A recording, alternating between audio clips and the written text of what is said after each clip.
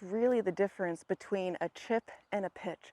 Oftentimes players might interchange those words when they're actually two very different types of moves in our short. Now, in order to remember which word is used in which location, think of chip, starting with the letter C, as being close to the edge of a green.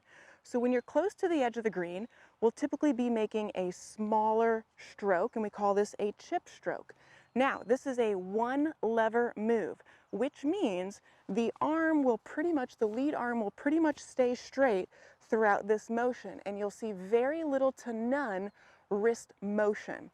This is a one lever move called a chip, and we can use this with a variety of clubs. All of your wedges, shoot, you could even chip with a hybrid, a 5-iron, a 7-iron. But when we don't use the wrist and we use more of our shoulders in relation to our trunk, back and forth this way, the ball will get up in the air a little bit, and then it's going to spend most of its time rolling to the hole.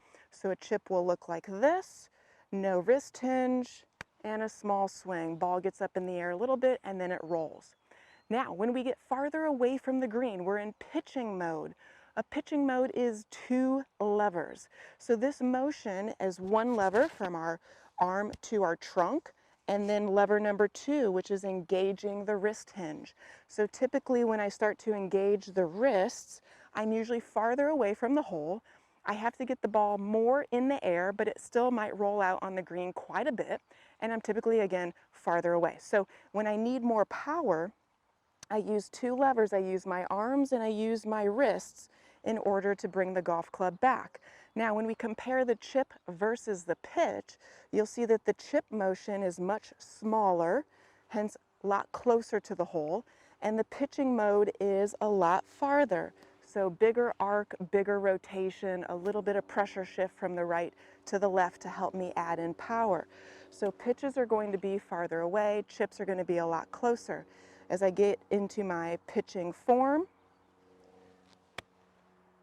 you'll see a little bit of our wrist engaged, and then certainly using the arms and the trunk back and forth. That is the difference between a pitch and a chip. Hopefully this helped you clear things up, and use those around the green depending on what distance you are away, what golf club you need in your hand.